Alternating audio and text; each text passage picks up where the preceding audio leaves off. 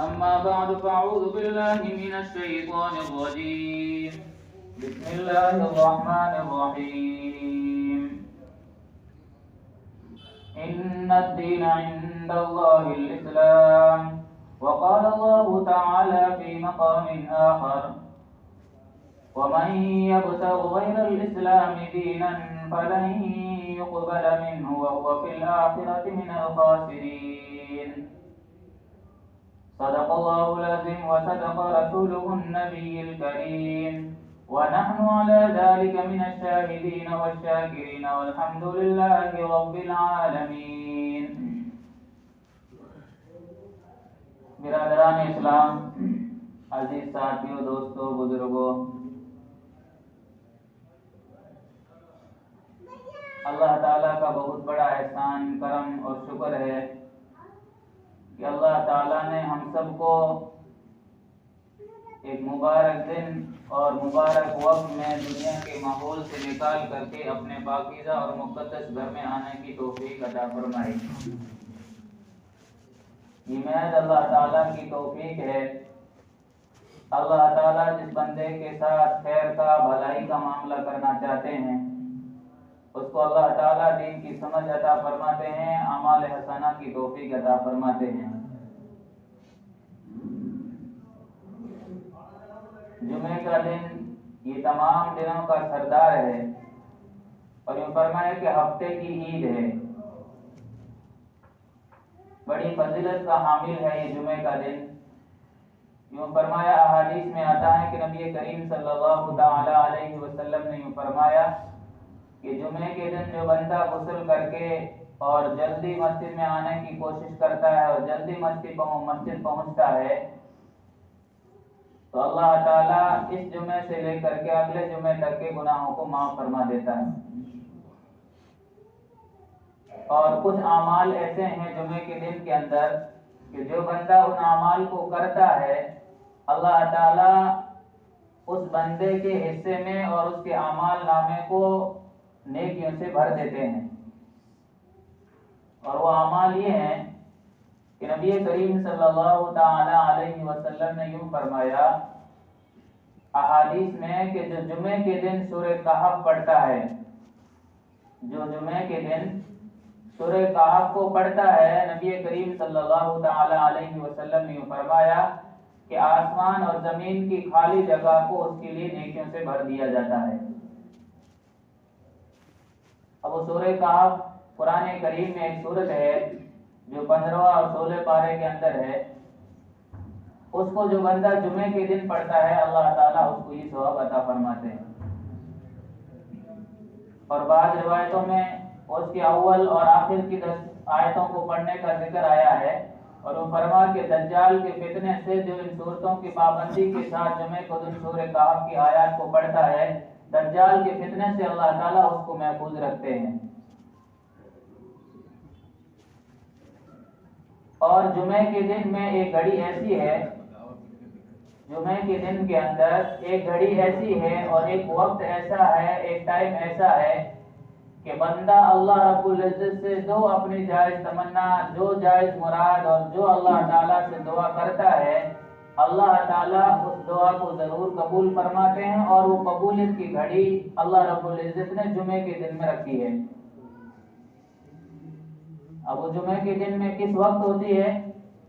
بعد نے یوں فرمایا کہ خطبے کے بیچ میں جب امام ایک خطبہ دے کر کے دوسرا خطبہ دینے کے لیے بیچ میں بیٹھتا ہے، وقفہ کرتا ہے، اس کے بیچ میں جو ٹائم ہوتا ہے اس میں جو بندہ اللہ سے مانگتا ہے، اللہ اس کی دعا کو قبول فرماتے ہیں.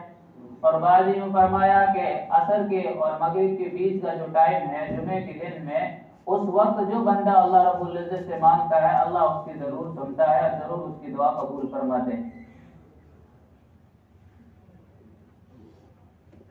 اور یہ جمعے کا دن صرف دنیا ہی میں فضیلت کا حامل نہیں ہے کہ دنیا میں ہی بس جمعے کی فضیلت ہے، جمعے کا جو ہے دنوں کا سردار دنیا میں فرمایا، بلکہ یوں فرمایا، روایت میں آتا ہے کہ جنتی جب جنت میں چلے جائیں گے، جنتی لوگ جب جنت میں چلے جائیں گے اور ان کو ساری نعمتیں اللہ تعالیٰ عطا فرما دیں گے، ان کے محل ان کو مل جائیں گے، ان کے حوریں ان کو مل جائے گی، ان کے باغات ان کو مل جائیں گے، ان کے تمام اعمال حسنہ کا جو اس نے اچھے اعمال اس دنیا میں کیے ہیں ان کو جو بدلہ ملنا تھا جنت میں، اللہ تعالیٰ وہ سارے کے سارے نعمتیں اور ساری فضیلتیں اللہ تعالیٰ اس کو جنت میں عطا فرما دیں گے،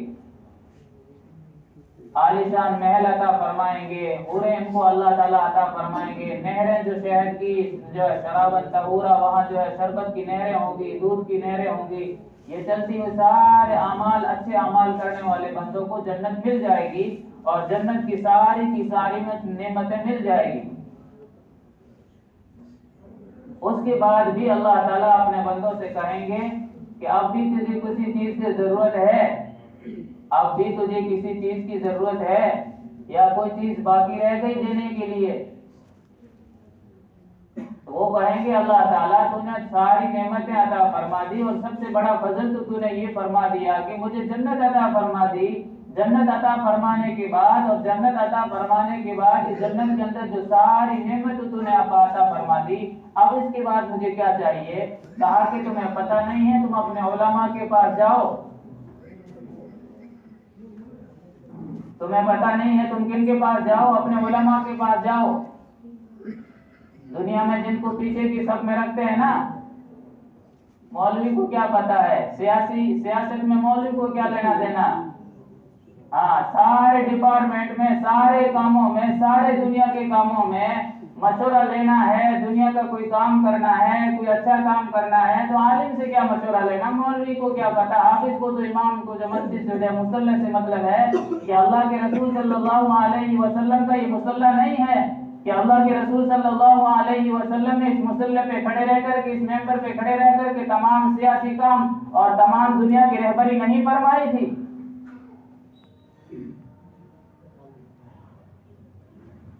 جس کو ہم دو روٹی کا اور دو کوڑی کا سمجھتے ہیں، اللہ تعالیٰ نے اور اللہ کے رسول صلی اللہ علیہ وسلم نے جس کی احادیث میں تعریفیں فرمائی ہے، جس کو قرآن کہہ رہے ہیں انما یخشی اللہ من عبادہ العلماء، اللہ تعالیٰ سے سب سے زیادہ ڈرنے والے ہی لوگ ہیں۔ اللہ کے رسول صلی اللہ علیہ وسلم نے یوں فرمایا، اللہ تعالیٰ کے کچھ خاص بندے ہیں، اللہ تعالیٰ کے کچھ وشیش لوگ ہیں، ان کے جو نزدیکی ہے اہل اللہ و خاصہ، کہ اللہ کے خاص بندے ہیں۔ کہا کہ کون ہے خاص بندے؟ جائیدادیں والے، پراپرٹیوں والے، اپنی عقل کے گھوڑے دنیا میں دوڑانے والے؟ کہا کہ نہیں، تو کہا کہ قرآن والے۔ کیا فرمایا؟ قرآن والے اللہ کے خاص بندے ہیں۔ اور حدیث میں کیا فرمایا؟ خیرکم من تعلم القرآن وعلمہ، کہ تم میں بہترین کون ہے، تم میں بہترین شخص کون ہے جو قرآن کو پڑھے اور پڑھائے، جو قرآن کو پڑھے اور پڑھائے۔ اسی لیے تو بڑے بڑے بزرگوں نے مدرسوں کے طلبہ سے جو سوکھی روٹی کھا کر کے چٹائیوں پر، بوریوں پر، بستروں پر، نہ گرمی کا نہ سردی کا کچھ احساس نہیں، کڑاکے کی سردی میں کڑاکے کے ٹھنڈے پانی سے اپنے کپڑوں کو دھو رہے ہیں، اپنے نہا رہے ہیں، مدرسے کی بوریوں پر سوکھی اور روٹی کھا کر کے 10، 11، 12 اور 4 سال کی 3 سال کی مدت میں حافظ قرآن بنتے ہیں۔ اللہ کی اس پاکیزہ کتاب کو جو نبی کریم صلی اللہ علیہ وسلم کا زندہ جاوید معجزہ ہے، اس قرآن کو اپنے سینوں کے اندر محفوظ کیے ہوئے ہیں۔ آج کی دنیا قرآن ختم کرنے پر آئی ہے، آج سے نہیں، ہندوستان سے جب انگریز چلا تھا اس نے سب سے پہلی کوشش یہی کی تھی کہ قرآن کو دنیا سے مٹا دیا جائے۔ ارے تم قرآن کو کتنا ختم کرو گے؟ قرآن کے ایک ایک ایمان والے کے گھر میں آپ کو ہزاروں حافظ قرآن کریم کو اپنے دلوں میں لیے ہوئے ملیں گے۔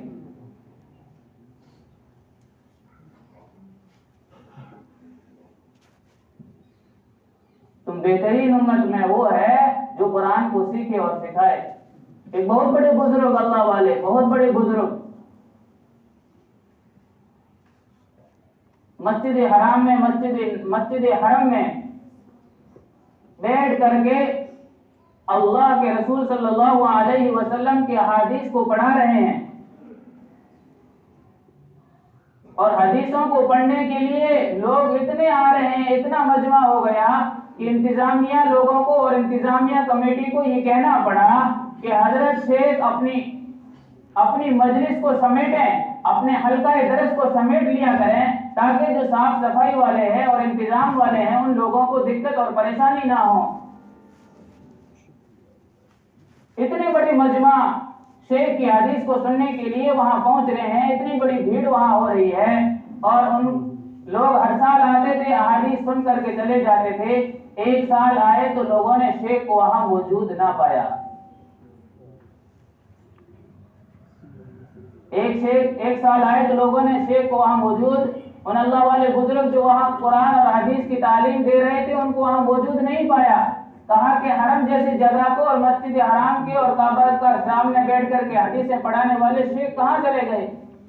پتہ کیا، ڈھونڈنے والا ڈھونڈ لیتا ہے۔ اسی لیے تو اللہ کے رسول صلی اللہ علیہ وسلم نے فرمایا کہ علم کا اور دین کا تعلیم کا حاصل کرنا اپنی زندگی میں یہ تم پر فرض ہے۔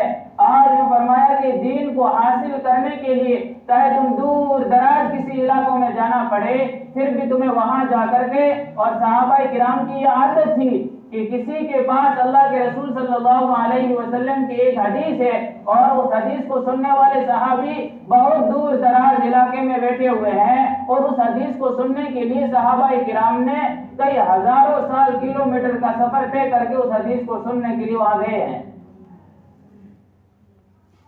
ہمیں تو توفیق نہیں ہوتی کہ گھر سے نکل کر کے امام صاحب کے پاس آ کر کے اپنی احتیاط صحیح کر لیں، ہمیں توفیق نہیں ہوتی کہ اپنے بچے کو اپنے گھر سے انگلی پکڑ کر لا کر کے مسجد میں چھوڑ دیں تاکہ بچہ اپنا کلمہ نماز وضو کے فرائض صحیح کر لے۔ ہمیں تو توفیق نہیں ہوتی ہے کہ ہم مسجد میں جانے کے بعد، نماز پڑھنے کے بعد 10-20 منٹ بیٹھ کر کے اپنے حافظ علماء کے پاس بیٹھ کر کے اپنی نماز کو صحیح کر لیں، اپنے کلموں کو صحیح کر لیں۔ ہمیں تو توفیق نہیں ہوتی ہے گھر میں بیٹھتے ہوئے۔ اور صحابہ کرام اپنے ایک حدیث کو سننے کے لیے ہزاروں کلومیٹر کا سفر طے کرتے تھے۔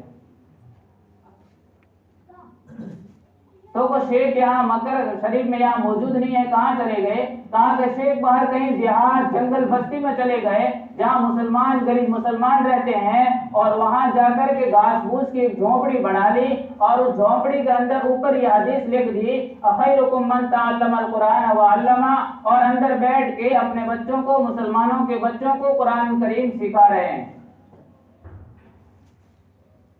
اندر بیٹھ کے مسلمانوں کے بچوں کو قرآن سکھا رہے ہیں، مسلمانوں کے بچوں کے یقین کو صحیح کروا رہے ہیں، مسلمانوں کے ان معصوم لخت جگر کو اور ان کے نور نظروں کو، اور ان جو ہے مسلمانوں کی ہونے والی نسلوں کو باطل کی فکروں سے اور باطل کی گندی اسکیموں سے بچانے کے لیے ان کے عقائد کو صحیح کر رہے ہیں، ان کے یقین کو صحیح کر رہے ہیں، ان کے کلموں کو صحیح کر رہے ہیں، اور ان کے قرآن کریم کو تصحیح کرا رہے ہیں اور قرآن پڑھا رہے ہیں۔ وہاں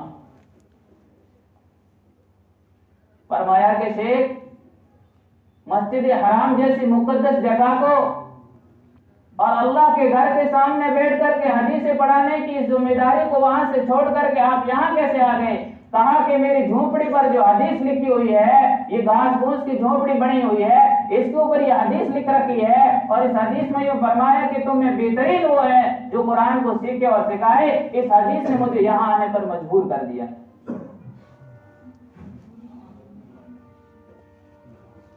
تو اللہ تعالیٰ ان جنتیوں کو کیا فرمائیں گے کہ جاؤ اپنے علماء سے پوچھو کہ کس چیز کی کمی ہے، جاؤ اپنے علماء سے پوچھو کس چیز کی کمی ہے۔ علماء کے پاس جائیں گے، علماء کہیں گے جنت ایک طرف، جنت کی ساری نعمتیں ایک طرف، اللہ سب کچھ دے دے ایک طرف، لیکن جب تک اللہ کا دیدار نہ ہو جائے اللہ ان کے مقابلے میں جنت بھی کچھ نہیں ہے۔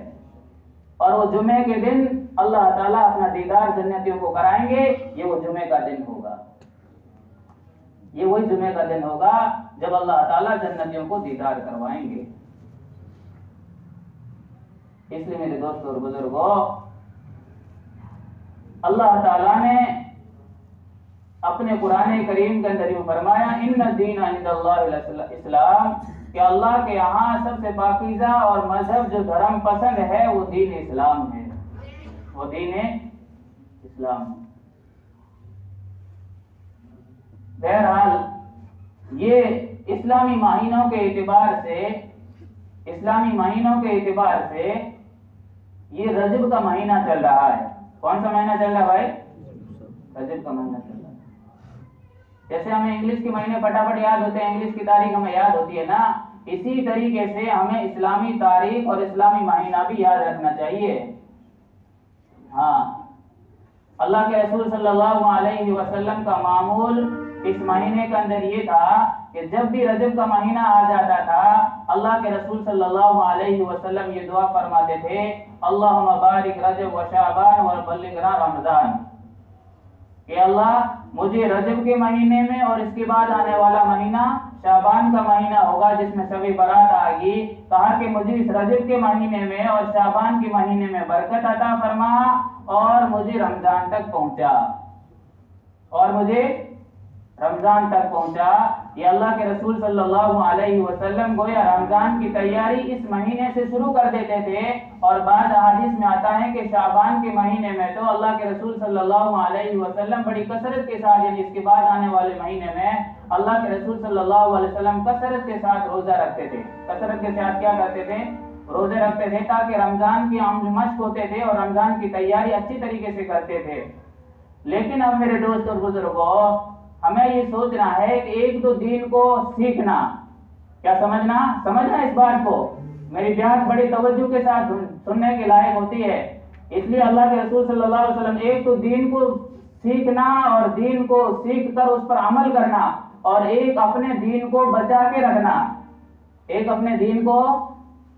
رکھنا، جو سیکھا ہے اس کو بچا کے رکھنا۔ اب ہمارے معاشرے میں عام طور پر ایک رسم پائی جاتی ہے اس رجب کے مہینے میں ایک رسم پائی جاتی ہے، اور وہ رسم یہ ہے کہ ہم اس کو چاہے رجب کے کنڈے کہہ دیں، 22 رجب کے کنڈے کہہ لیں، یا 22 رجب کے کنڈے کی فاتحہ کہہ لیں، یا 15 رجب کے فاتحہ کہہ دیں۔ یہ سارا کچھ سسٹم کیا ہے؟ کیا ہم نے کبھی قرآن اٹھا کے دیکھا؟ کیا ہم نے کبھی اپنے علماء سے جا کر کے پاس میں بیٹھ کے پوچھا کہ یہ کیا فضول خرچیاں ہیں؟ جس کے پاس 2 وقت کی روٹی کھانے کو نصیب نہیں ہو رہی ہے، جو بیچارہ 200 روپے دھرمانی کر کے لے کے آتا ہے، اور ایک دن کی رسم کو پورا کرنے کے لیے اس کو سارے خرچے چاہیے، اور کیسے کیسے وہ زندگی گزار رہا ہے وہ تو کوئی پتہ نہیں ہے، لیکن رسم پوری کرنا ہے۔ نماز چھوٹ رہی ہے، جو فرض ہے اس کی کوئی پرواہ نہیں ہے، نماز چھوٹ رہی ہے جو فرض ہے 5 وقت کی، اس کی کوئی پرواہ نہیں ہے۔ ماں باپ ناراض ہے اور اللہ تعالیٰ کہہ رہے ہیں ادھر سے کہ ماں باپ ناراض ہے، تیری ایک سجدہ کبھی قبول نہیں ہے، اللہ کے یہاں تیری عبادتیں قبول نہیں ہے، ماں باپ ناراض بیٹھے ہیں، کوئی پرواہ نہیں ہے۔ پڑوسی کو دن رات ستا رہا ہے، اس کی کوئی پرواہ نہیں ہے۔ جو فرائض ہے ان فرائض کی کوئی پرواہ نہیں ہے، اور جس چیز کا ثبوت قرآن اور حدیث میں رتی کی رائے کے برابر بھی نہیں ہے، اس کو فرائض اور واجب سمجھ کے کر رہا ہے۔ کیا کر رہے ہیں؟ رجب کے کنڈے آ گئے صاحب۔ اب رجب کے کنڈے ہے کیا، اس کی حقیقت ہم نے سوچا؟ یہ ہے کہ رجب کے کنڈے ہم یوں سمجھتے ہیں، اور منانے والے ساتھی یہ سمجھتے ہیں یہ امام جعفر رحمۃ اللہ علیہ کے ایصال ثواب میں کر رہے ہیں۔ کیا کر رہے ہیں؟ پتہ نہیں، بیچاروں کو پتہ نہیں ہے کہ کیا ہے، بس کرتے آ رہے ہیں۔ یہ امام جعفر رحمۃ اللہ علیہ کو ثواب پہنچانے کی کوشش میں ہماری ماں بہن بیٹیاں کرتی ہے۔ تو میرے دوستوں اور بزرگوں، اتہاس اٹھانا، تاریخ اٹھا کے دیکھ لینا، آپ کو کہیں یہ مل جائے کہ امام جعفر رحمۃ اللہ علیہ کی نہ تو اس مہینے میں وفات ہے اور نہ اس مہینے میں پیدائش ہے، نہ اس مہینے میں امام جعفر کی پیدائش ہے اور نہ اس مہینے میں امام جعفر کی وفات ہے، پھر امام جعفر کو ایصال ثواب پہنچانے کا مقصد کیا ہوا؟ امام جعفر رحمۃ اللہ علیہ پیدا ہوئے رمضان میں سن 80 یا 83 ہجری میں، اور ان کا انتقال ہوا ہے 148 ہجری میں، شوال کے مہینے میں، جو رمضان کے بعد مہینہ آتا ہے اس میں ہوا ہے۔ تو نہ تو امام جعفر اس رجب کے مہینے میں پیدا ہوئے اور نہ اس میں جو ہے وفات پائی، پیدا رمضان میں ہوئے ہیں اور 148 ہجری میں جو ہے شوال کے مہینے میں انتقال ہوا ہے، پھر وہ دھکے سے اس کے اوپر کیوں ٹھونک رہے ہیں کہ ان کو ایصال ثواب پہنچا رہے ہیں؟ پھر یہ کہاں سے شروع ہوا، کیوں شروع ہوا؟ یہ شروع ایسے ہوا کہ حضرت امیر معاویہ رضی اللہ تعالیٰ عنہ جو اللہ کے رسول صلی اللہ علیہ وسلم کے ایک صحابی ہیں، سننا اس بات کو دھیان سے، جو ایک صحابی ہیں، ان صحابی کا انتقال ہو گیا 22 رجب کو، جو اللہ کے رسول کے صحابی ہے، اور اس صحابہ سے جو دشمنی رکھنے والے تھے شیعہ، اور اللہ کے رسول صلی اللہ علیہ وسلم نے صاف طور حدیث میں فرمایا الصحابی کالنجوم ایہم اقتدیتم اہتدیتم، صحابہ میرے ستاروں کے مانند ہے، جس صحابی کا راستہ اور جس صحابی کی نقل تم اختیار کرو گے تم منزل مقصود تک جنت تک پہنچ جاؤ گے۔ اب حضرت امیر معاویہ رضی اللہ تعالیٰ عنہ کا انتقال ہوا رجب میں، جو لوگ صحابہ کرام سے دشمنی رکھنے والے تھے، کتنا بڑا ظلم ہم کر رہے ہیں اور کتنا بڑا گناہ ہم اپنے گھروں میں ہماری ماں بہن بیٹیاں کر رہے ہیں، کوئی پرواہ نہیں ہے۔ جو لوگ صحابہ کرام سے دشمنی رکھنے والے تھے شیعہ لوگ، انہوں نے دیکھا کہ امام امیر معاویہ رضی اللہ تعالیٰ عنہ کا انتقال ہو گیا 22 رجب میں ہوا، تو کہا جو دشمنی رکھنے والے تھے ان کو تو خوشی ہو گئی کہ ہمارا دشمن ختم ہو گیا، نعوذ باللہ، ان کو تو امیر معاویہ سے دشمنی تھی، اور انہوں نے اب کیا کیا، جیسے ہی امیر معاویہ کا انتقال ہوا 22 رجب کو، انہوں نے صبح جلدی اس وقت اسلام مسلمانوں کا غلبہ تھا، مسلمانوں سے لوگ منافق ڈر رہے تھے، تو انہوں نے کیا کیا کہ صبح جلدی فجر سے پہلے انہوں نے حلوہ پوڑیاں کھیر بنائی اور بنا کر کے اس کو خوشی میں کھایا، اور ان کی درود فاتحہ کری۔ کچھ وقت گزر گیا اور لوگوں کے اندر جو ہے دین آہستہ ختم ہونے لگا۔ اب دیکھا کہ یہ سنی مسلمان اور جو رسول اللہ صلی اللہ علیہ وسلم کے ماننے والے جو مسلمان ہیں، اب یہ ہم کو کچھ نہیں کہیں گے، تو انہوں نے کیا کہہ دیا، ہم تو یہ اس لیے کر رہے ہیں کہ امام جعفر کا وفات کا دن ہے، اس لیے ان کو ایصال ثواب پہنچانے کے لیے ہم تو کنڈی منا رہے ہیں۔ کہاں سے جوڑ کہاں سے جا کر کے کر دیا۔ اور امیر معاویہ نعوذ باللہ، اگر اپنے گھروں میں یہ عمل کر رہے ہیں تو نعوذ باللہ ہم بھی تو اسی لسٹ میں آ رہے ہیں جو صحابہ کرام سے دشمنی رکھ رہے ہیں، اور دشمنی کی وجہ سے انہوں نے جو شیعوں نے یہ عمل شروع کیا تھا۔ اور آپ سارے جانتے ہو آپ کہ ایک وقت تھا کہ لوگ ان کنڈوں کو فجر سے پہلے بھرواتے تھے اور کرواتے تھے، اور فجر سے پہلے اس کی فاتحہ لگواتے تھے، آپ سب جانتے ہو۔ آج وہی عمل، 8 بجے فون آ رہا ہے کہ مولوی صاحب درود لگانی ہے رجب کی کنڈوں کی، 9 بجے فون آ رہا ہے کہ مولوی صاحب رجب کی کنڈوں کی درود لگ، ارے تو یہ اصل اگر کمرے تھا تو فجر سے پہلے انہوں نے کیا تھا، اس لیے کہ اگر سامنے کھل کے کریں گے تو مسلمان ہمیں ماریں گے، اور مسلمانوں کا غلبہ تھا اس دن۔ اس لیے حق بات ہمیشہ کڑوی لگتی ہے، قبول کرنا یہ اصل ہماری ذمہ داری ہے۔ اس لیے مولوی صاحب نے کہا تھا اجتماع والے دن، کہا کہ شریعت کے سامنے ہماری عقل نہیں چلے گی، شریعت کے سامنے ہماری عقل نہیں چلے گی۔ ادھر موسیٰ کی ماں کو کیا ہو رہا ہے کہ یار پانی میں گر رہا ہے، لیکن اللہ نے موسیٰ کو بچایا، ابراہیم آگ میں جل رہے ہیں، ہم تو یہ دیکھنے والے یہ دیکھ رہے تھے کہ ابراہیم آگ میں جل رہا ہے، لیکن اللہ نے ابراہیم کو آگ میں جلانا نہیں، اسماعیل کی گردن پر چھری چل رہی ہے، لیکن چھری اسماعیل کی گردن پر چلی نہیں، اسماعیل کو کاٹا نہیں۔ یہ یقین ہمیں بنانا پڑے گا۔ ہماری عقل کے سامنے شریعت کے گھوڑے، شریعت کے عقل سامنے ہمارے عقل کے گھوڑے نہیں دوڑانے ہیں۔ انشاءاللہ کہو کہ ہم ساری رسموں کو ختم کریں گے۔ ہاں، اصل ہے یہ دین ہے، اصل رسموں کو ختم کرنا، یہ بدعات کو ختم کرنا، خرافات کو ختم کرنا، اپنے فضول خرچوں کو بچا کر کے اپنی نسلوں کی شکشا اور اپنی نسلوں کی تعلیم اور اپنے بجٹ اور پیسوں کو لگاؤ۔ یہ فضول خرچوں میں یہ ہمیں اللہ کے یہاں یہ نہیں پوچھا جائے گا کہ درود و فاتحہ کیا تھا نہیں کیا تھا، اللہ کے یہاں نہیں پوچھا جائے کہ کتنی نیاز و فاتحہ کسی نے کتنی چادریں چڑھوا کے آیا، کتنا کچھ کر کے آیا۔ اللہ کے یہاں پوچھا جائے گا 5 وقت کی نماز پڑھی، سب سے پہلے نماز کا حساب ہوگا۔ کسی کو نماز پڑھنے کی توفیق نہیں ہے، فضول کے سارے کام کرنے کی سب کے پاس وقت اور ٹائم۔ اللہ ہم سب کو صحیح دین کی سمجھ عطا فرمائے۔ یہ کہنے والا آپ سے زیادہ کہنا سننے کا اور عمل کرنے کا محتاج ہے۔ اللہ تعالی ہم سب کو شریعت اور سنت پر اور 100% مسلمان بن کر کے ہمیں زندگی گزارنے کی توفیق عطا فرمائے۔ اب یہ ایک اعلان یہ ہے کہ الحمدللہ ہماری یہ مسجد کئی سالوں سے بنی ہوئی ہمارے سامنے ہے. مسلمانوں کی شعار مسجد ہوتی ہے.